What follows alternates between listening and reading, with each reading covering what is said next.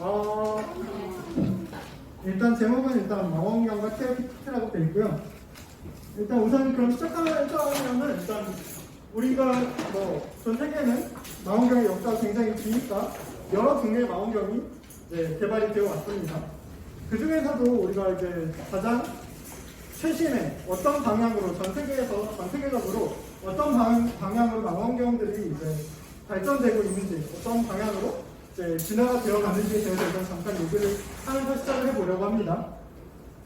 이거는 이제 어제 그 한지민 선생님이 강의하면서도 이런 사진을 보여줬을 것 같은데, 이게 어떤 건지 혹시 아세요? 크게 거울. 그쵸. 망원경 이름을 알려줬으면 좋겠어요. 혹시 아나요? GMT. 맞아요. GMT인데 이거는 아직 완성된 게 아니에요. 근데 GMT 이제 이 사이즈가 굉장히 큰 자이언트 마젤란 망원경이라 해가지고 이름에도 이제 자이언트가 없어요. 그래서 이제 직경이 이제 7개의 거울로 이루어져 있는데 이제 전체 직경이 25m 가량이 됩니다. 굉장히 크죠.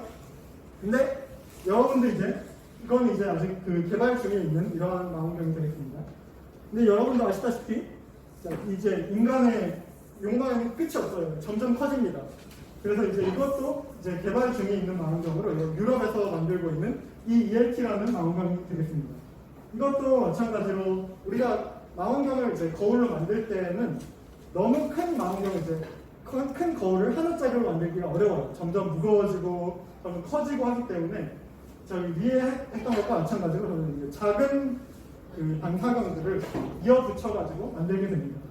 그래서 아래에 있는 거는 점점 더 크게 만들고 싶은 욕구가 크기 때문에 처음에는 이제 이 디자인을 100m짜리로, 구경 100m짜리로 만들기로 계획을 했었다고 합니다. 그런데 앞만 봐도 예산이랑 이런 게 너무 안 맞아서 이제 40m로 줄어들었다고 하는데요. 이렇게 망원경의 한 방향은 이제 점점 큰 망원경을, 구경의 큰 망원경을 만드는 것을 이제 목표로 하고 있습니다. 그렇다면 이제 또 다른 망원경의 한 종류를 바라보자면 이건 혹시 뭔지 아실까요? 그렇죠? 인공위성입니다. 그런데 이건 이제 인공위성도 이제 여러 가지 종류가 있습니다. 우리가 이제 통신위성도 있고 한데 이건 허블 망원경이에요. 이건 허블 망원경을 이름을 하나씩은 다 들어봤죠. 그래서 이제 우주로 쏘아 올려가지고 우주에 그런 쏘아 올려서 굳이 망원경으로 관측을 하려고 하는 이유가 뭘까요? 가까이서 보려고. 어떻게요? 가까이서. 그쵸? 가까이서 보는데 그러면은 맞아요. 가장 좋은 얘기를 해줬는데요. 우리가 첫째 날에는 관측을 하고 싶었는데 날씨가 너무 흐렸죠. 그런데 이제 우주에 올라가게 된다면은 이제 날씨 영향도 없을 테고 아까 말했던 대로 대기가 우리가 이제 지상에서 관측을 하게 되면은 무조건 대기를 거쳐야 하죠. 그렇기 때문에 대기에 의한 산란이나 대기가 흔들리거나 이러면은 우리가 아무리 좋은 망원경을 써도 어느 정도 상위가 이미지가 나빠질 수밖에 없기 때문에 이렇게 꼭 우주로 쏘아 올리려고 합니다. 이제 허블 망원경이 아주 성공적으로 이제 임무를 잘 마쳤기 때문에 그걸 위해 이제 후속 기체를 이제 또 제작을 하고 있습니다. 굉장히 멋있게 생겼죠. 이거 이제 제임스 웹 텔레스코프라고 얘기를 하는데 이것도 마찬가지로 우주에 쏘아 올립니다. 그런데 이제 우주에 쏘아 올리는데 기존 그 허블 망원경의 이제 직경이 2.5m 정도였다면 이거는 이제 6.5m 정도라고 합니다. 이것도 기존의 방법과 마찬가지로 이제 반사경들을 하나짜리가 아니라 이제 여러 개를 붙여서 만드는 식으로 이루어지게 됩니다. 근데 뭘 이렇게까지 해서 망원경들을 크게 만들고 우주까지 써가지고까지 만들려고 할까요? 앞만 봐도 이제 너무 힘들 것 같잖아요. 너무 힘들어 보이는데 심지어 저기 있는 제임스 웹 망원경에는 저희 이제 금칠까지 한다고 합니다. 금 도금까지 해가지고 이제 반사가 더 잘 되도록 만들려고 하는데 그럼 이 망원경을 왜 좀 더 크게 만들고 이렇게 하려고 할까요? 그럼 뭐가 더 좋아질까요? 더 먼 대상을 잡잖아요. 그쵸? 더 먼 대상이라 하면 더 어두운 대상이 되겠죠. 그래서 말하자면은 더 어두운 대상을 더 정확하게, 더 세밀하고 정밀하게 보기 위해서 이런 식의 망원경들의 진화가 되고 있다고 생각을 하시면 되겠습니다. 자, 그러면은 먼저 이제 구경을 아까 점점 더 큰 방향으로 망원경들이 이제 개발이 된다고 했었는데, 그러면 이거에 대해서 왜 크면 좋을지에 대해서 일단 얘기를 해봐야 되는데요. 우선 일단 왼쪽에 보이는 것이 우리가 눈의 구조죠. 그래서 여기 왼쪽에 보시면은 우리가 빛을 바라보는 거는 겨우 동공에 들어오는 만큼의 빛을 바라보게 됩니다. 그런데 고작 이만큼만 가지고 빛을 바라보게 되면 우리가 당연히 눈으로 볼 수 있는 대상에는 한계가 있겠죠. 그래서 아무리 눈이 좋다고 해도 저만큼의, 아무리 눈이 좋은 사람이라도 저 정도의 빛밖에 볼 수가 없어요. 그래서 우리가 하늘을 봤을 때 어두운 천체는 우리가 당연히 한계가 있겠죠. 볼 수 있는 건. 그러면은 좀 더 빛을 많이 모을 수 있는, 여기서는 이제 동공만큼의 크기만 빛을 모았지만 우리가 망원경에서는 어제도 얘기했지만 이제 눈은 망원경과 같은 역할을 한다고 어제 한지민 선생님이 강의를 해주셨죠. 그 다음에 또 이제 신경은 센서 역할을 한다고. 그래서 이제 망원경이 이런 눈 역할을 한다고 생각을 하시면 되는데, 망원경이 점점 크게 만들어서 빛을 더 넓은 넓이에서 빛을 받아들인다고 생각을 하시면 되겠습니다.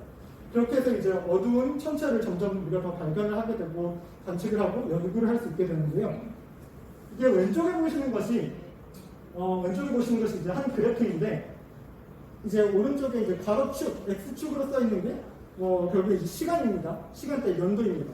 그 다음에 세로축은 이제 새로 개발되는 망원경들의 그 구경의 크기예요. 그래서 시간이 지남에 따라서 점점 구경이 커지는 것을 알 수가 있겠죠. 그래서 이 구경이 커짐에 따라서 우리는 지금까지는 볼 수 없었던 멀리 있고 어두운 천체들을 관측을 할 수가 있게 되는 겁니다.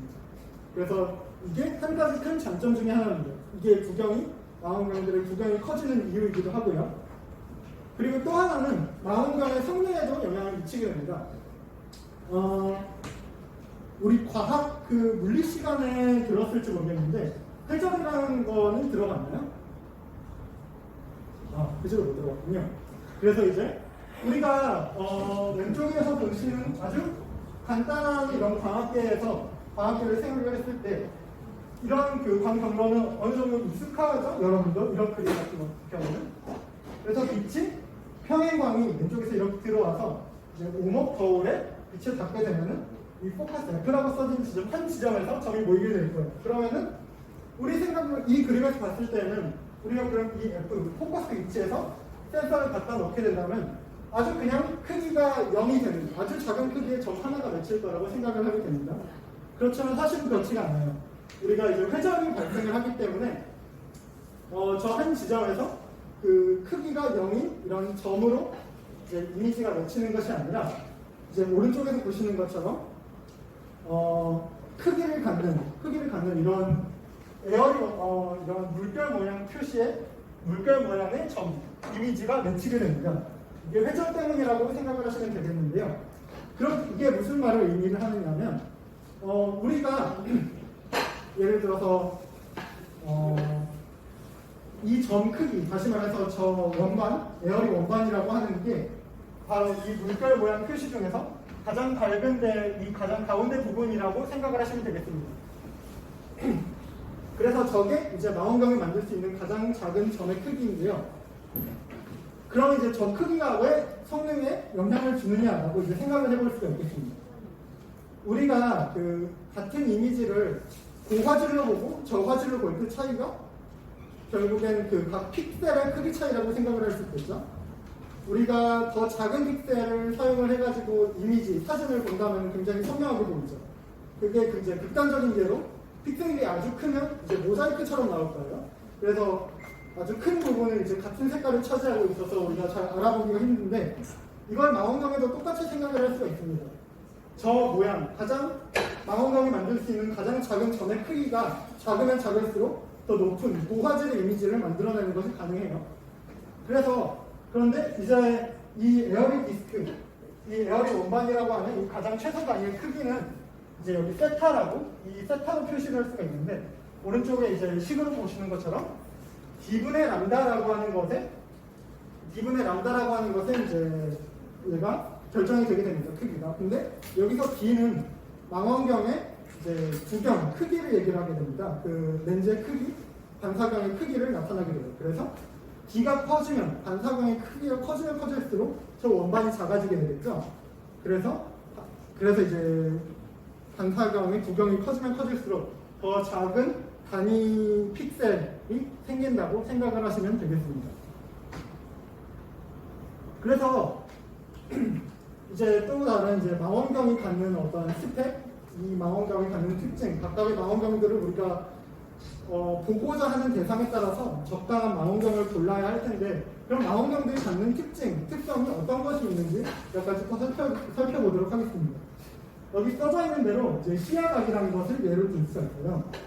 여러분들이 이제 어제랑 그제랑 이제 안시관식으로 여러 가지 망원경들을 이제 눈으로 봐봤죠. 이제 그 망원경들 굴절 망원경도 있었고, 이만큼 큰 반사 망원경도 있었고, 그 망원경들로 같은 대상을 봤을 때 이미지가 똑같이 보이던가요? 그 대상의 크기가 똑같던가요? 어떤 걸로는 봤을 때 이제 목성이 그냥 정으로만 보이는 것도 있었죠. 그리고 어떤 데서는 이제 토성 고리까지도 확인을 했었죠. 이제 그거를 이제 왜 이렇게 다르게 보이느냐? 어떤 거는 크게 보이고 어떤 건 이제 배율이 차이가 나죠. 그래서 이게 어떻게 결정이 되느냐에 대해서 이제 얘기를 해보겠는데요. 그게 결국 이제 시야각이랑도 관련이 있게 됩니다. 가장 아래에 보이는 것이 이제 A, B, C가 이제 우리가 이따가 TRT 키트라는 걸 이제 소개할 때도 말씀을 드리도록 하겠는데, 이제 초점 거리가 달라졌을 때 같은 대상을 찍은 거예요. 그래서 초점 거리만 달라졌을 때 찍은 건데, 결국에는 이 같은 대상을 찍어도 이 A라고 하는 제 왼쪽 거는 굉장히 넓은 범위를 찍었죠. 그 다음에 B는 조금 얘를 훨씬 더 확대해서 이만큼에 해당하는 걸 찍었고, 그 다음 C는 그거보다 더 확대해서 찍었죠. 우리가 토성을 봤을 때도 이거랑 마찬가지죠. 점으로 찍혔던 거는 우리가 굉장히 토성을 점으로 봤다면 굉장히 넓은 범위를 찍었을 거예요. 대신에 그거랑 다르게 이제 토성을 고리까지 확인을 한다고 하면 얘를 우리가 훨씬 더 확대를 해야겠죠. 그 경우가 바로 이 C와 같이 나타나게 될 거예요. 그래서 이제 초점 거리에 따라가지고 이제 시야가 결정이 되게 됩니다. 이제 위에서 보시는 것처럼 여기 U라고 표시된 게 이제 그 시야각이라고 생각을 하시면 되겠는데요. 그럼 이제 시야각, 이 U라고 하는 각도가 어떻게 결정되는지를 확인을 해보자면, 여기 써져 있는 것처럼 초점 거리와 센서의 크기로 결정이 되게 됩니다. 우리가 같은 센서를 사용을 한다고 했을 때 이 파란색으로 표시된 이 거리, 초점 거리가 되는데요. 이 F라고 하는 이 거리가 짧아지고 길어짐에 따라 가지고 이제 시야각이 결정이 되게 됩니다. 네, 그래서 우리가 근데 시야각이라는 것은 우리가 아까 구경의 크기와는 약간 다른 게, 구경이 크면 클수록 빛을 더 잘 모으고 더 세밀하게 더 정밀하게 관측을 할 수 있다라고 했는데, 시야각은 무조건 넓으면은 얘가 더 좋은 망원경이고, 시야각이 더 작다고 나쁜 망원경이 아니에요. 망원경의 이거는 특성이라고 생각을 하시면 되겠습니다. 우리가 과연 어떤 대상을 어떻게 보고자 할 때 결정을 하고자 하는 그런 요인 중에 하나라고 보시면 되겠습니다. 그래서 우리가 토성을 크게 보고 싶다라고 할 때는 이런 걸 쓰면 되겠고요. 아니면 은하들이 네, 이렇게 보면 되겠고, 아니면 우리가 넓은 하늘을 별들이 우수하게 찍혀있는 이러한 사진을 찍고 싶다 하면은 그때는 이제 시야각이 이렇게 넓은 이런 망원경을 쓰시면 됩니다. 그래서 이거는 우리가 관측하고자 하는 대상, 그리고 어떤 연구를 하고 싶냐에 따라 가지고 결정을 하시면 되겠을 내용입니다. 망원경의 구조에 대해서는 이제 첫째 날에 안원자 선생님이 얘기를 잘 해주셨었는데, 그래서 대강 다시 얘기를 해보자면, 우리가 망원경에 대해서는 몇 번 만져봤는데, 우선은 주경과 부경이 있습니다. 여기서는 이제 렌즈가 될 수도 있고, 반사망원경 같은 경우는 이제 주경과 부경이 될 텐데, 이것을 이제 광학부라고 얘기를 합니다. 그래서 빛을 모으는 이러한 역할을 하는 파트이고요. 그 다음에 이제 보라색으로 표시하는 거는 경통, 그리고 광기계부라고 얘기를 할 수 있는데요. 광기계부의 역할은 여기 써져 있는 것처럼 광학부를 지지하는 겁니다. 그래서 광학부를 우리가 지지를 정확하게 못 해준다면 안에 있는 주경과 부경이 이런 통 모양에 꽉 들어있지 않으면, 꽉 고정이 안 돼 있으면 안에서 주경과 부경이 놓일 수 있습니다. 약간 틀어지고 틀어지고 다른 데 가 있고 이렇게 되면은 아무리 망원경 거울이랑 렌즈를 잘 만들어도 과학적인 성능이 떨어질 수밖에 없어요. 그래서 그런 역할을 하는 게 이제 방통이라고 생각을 하시면 되겠습니다. 그 다음에는 이제 마운트, 관측 대상을 추적하고 이제 안시 관측을 할 때 여러분 둘째 망고 있을 때 마운트가 얼만큼 중요한지는 다 느끼셨을 거예요. 이제 마운트를 보고 있었는데 여러 흔들흔들 거려서 기껏 초성을 맞춰놨는데 다 틀어져가지고 어디 갔다 오니까 초성이 안 보였죠. 그런 경우가 많이들 있었을 거예요. 그러면은 이제 저희가 TRT 키트에 대해서 말씀을 드리도록 할게요. 우리가 TRT 키트는 이번에 실습을 하면서 여러 가지 아까 얘기했던 시야 각이나 아니면 뭐 초점에 관한 얘기 같은 것들 이제 여러 가지를 확인해 볼 건데 이제 TRT 키트는 저희가 일단 직접 보면서도 일단 말씀을 드리겠지만 저희가 이제 개발하고 있는 이제 망원경 중에 하나입니다. 약자는 이제 트랜스포머블 리플렉티브 텔레스코프라고 해서 말 그대로 변형 가능한 반사 망원경입니다. 그래서 변형 가능하다라는 게 여기서 이제 여기 오른쪽에 보이는 뉴턴식, 카세그레인식, 그레고리식 망원경으로 이제 변형이 가능하다는 뜻인데요. 이 뉴턴식, 카세그레인, 그레고리식의 이제 차이점이라고 하면은 이제 여기 주경에는 변화가 없어요. 이 빨간색으로 표시된 주경은 모두 같습니다. 동일한 주경인데 구경만 여기 파란색으로 표시된 이 구경의 종류만을 바꿔가는 것을 통해서 저희가 이제 초점 거리를 바꾸고 다시 말해서 이제 필드를 바꿔가면서 이미지를 보는 것이 가능합니다. 근데 오늘은 우리가 실습을 진행을 할 때는 뉴턴식 망원경만 가지고 실습을 진행을 하도록 할 거예요. 아까 봤던 그림이랑 같은 그림인데 이제 뉴턴식, 카세그레인식, 그레고리식이 각각 어떤 스타일을 갖는지에 대해서 보여주는 그림입니다. 그래서 다른 것보다도 이제 제일 아래 이 파란색 표에 제일 아래 이제 잘 보일지 모르겠는데 각각 이제 초점 거리가 600, 2400, 3000mm씩 다르고 필드 오브 뷰도 이만큼씩 차이가 난다라는 것을 보여드리고 있습니다. 그리고 아까 보여줬던 그림과 같이 이 뉴턴식, 카세그레인식, 그다음 그레고리식으로 넘어가면서 이제 필드 더 좁고 넓고 하는 이런 필드를 볼 수 있다, 이런 차이가 있다라는 것을 생각을 하시면 되겠습니다. 일단 TRT 키트의 구성은 이제 다음과 같이 나타나 있어요. 이따가 여러분이 직접 보시면서 이제 조립을 하게 될 텐데 우리가 일단 조립을 할 게 바로 이 상태입니다. 여러분이 일단 저희가 TRT 키트 상자에서 꺼내 와가지고 각 5등당 하나씩 나눠드릴 텐데요. 이제 처음 이제 가방에서 꺼냈을 때는 거의 이거랑 거의 그대로한 완성된 상태로 들어가 있을 거예요. 그러면 우리가 완성된 상태를 일단 다 한번 뜯어서 확인해 볼 겁니다. 아, 이 파트가 이렇게 돼 있구나. 이 파트가 이걸 위한 역할이구나. 라는 거를 먼저 파악을 하게 될 거고요. 그 다음에는 이걸 하나씩 다 분해를 해버릴 겁니다. 분해를 해버린 다음에 여러분이 직접 다시 조립을 해볼 겁니다. 그 조립을 하고 나서 그렇게 조립을 하는 것이 오늘 실습의 순서가 될 텐데요.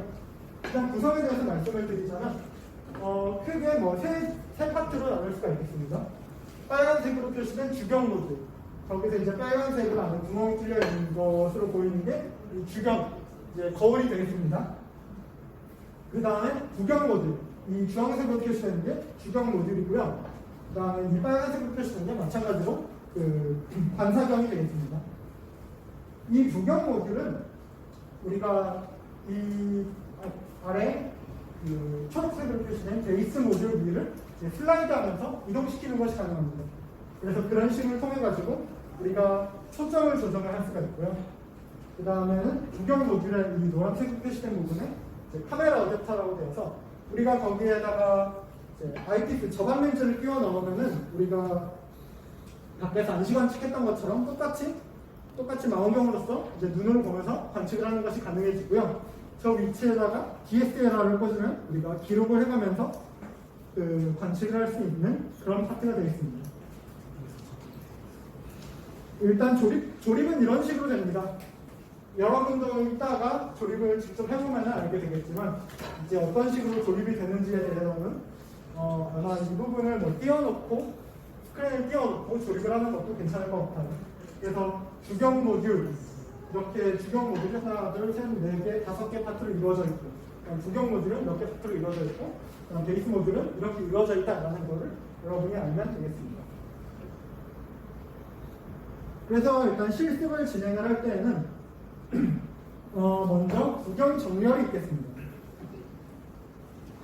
만약에 이제 부경이 완벽하게 잘 정렬이 되어 있는 상태라고 한다면은 우리 이제 평행광으로 아주 똑바르게 있어야 이 빛은 이렇게 들어와서 부경에 닿고 다시 부경에 닿은 다음 반사돼서 이 빨간색으로 표시된 이 센서, 우리가 저기에 DSLR을 놓는다고 하면은 DSLR의 센서가 될 거예요. 그러면은 센서 중심에 이 별빛이 들어와서 여기에는 우리가 이미지를 확인을 해보면은 이 화면 안에 별이 이제 가운데 딱 맺히게 될 거예요. 그런데 만약에 부경이 틀어져 있으면은 여기 이제 정선이 이제 완벽한 상태에 정렬되어 있을 때지만 부경이 이렇게 틀어져 있을 경우에는 우리가 빛이 올바르게 들어오더라도 빛이 닿고 근데 부경이 틀어져 있기 때문에 좀 더 옆에 센서의 가장자리 부분에 빛이 맺히게 되겠죠. 그러면은 아까는 가운데 있어야 될 별이 필드 가장자리로 틀어지게 될 거예요.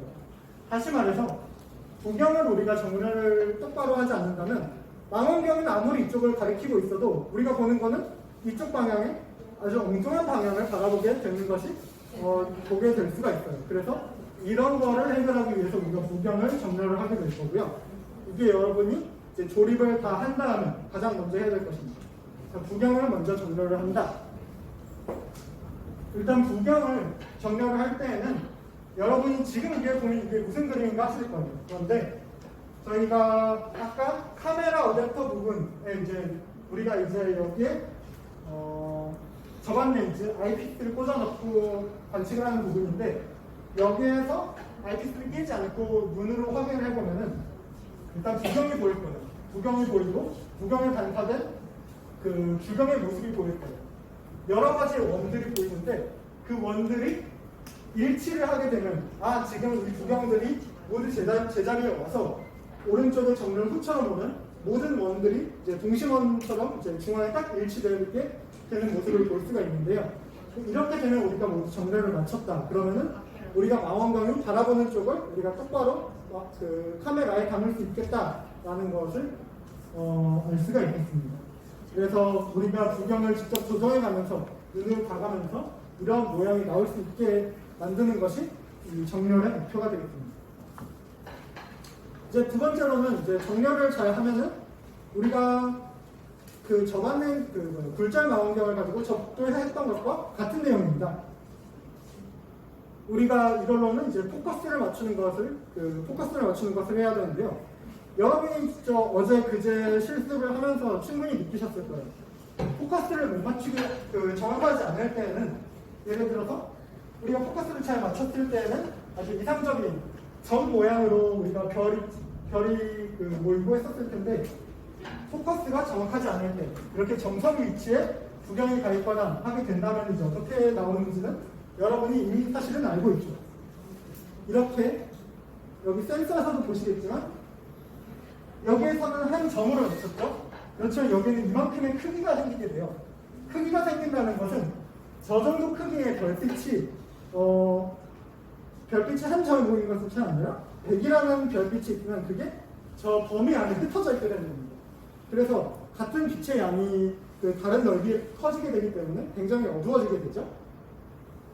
이 그림이 여러분도 어제 그제 보면 굉장히 익숙할 수 있어요. 초점이 안 맞게 되면은 우리가 멀리 있는 빛을 바라보게 될 때 이렇게 됩니다. 한 점이 아니라 지금처럼 크기를 가지게 돼요. 여러분이 많이들 봤을 거라고 생각을 하게 되는데 이게 아래처럼 이런 예술 사진 같은 거를 찍을 때는 많이 활용도 하게 될 수도 있지만 우리가 천체 관측을 하게 될 때는 전혀 원하는 바가 아니에요. 이거는. 그래서 우리는 저 부분을 해결하기 위해서 그저께 굴절 망원경으로 복도에서 확인했던 것과 같이 CRT 키트를 이용을 해서 저기 이제 저반 렌즈를 끼워서 멀리 있는 건물이나 아니면은 저번에 다리 같은 것도 많이 봤던 적이 있었었는데 그거를 이제 이렇게 위치를 조정을 해가면서 이러한 이미지가 찍히는 것이 아니라 굉장히 선명한 이미지가 찍힐 때까지 아주 세밀하게 톡박스를 움직여가면서 그 초점을 맞추는 실습을 진행을 하게 되겠습니다. 네, 일단 그러면 실습은 이렇게 진행하고 강의는 여기까지 하도록 하겠습니다.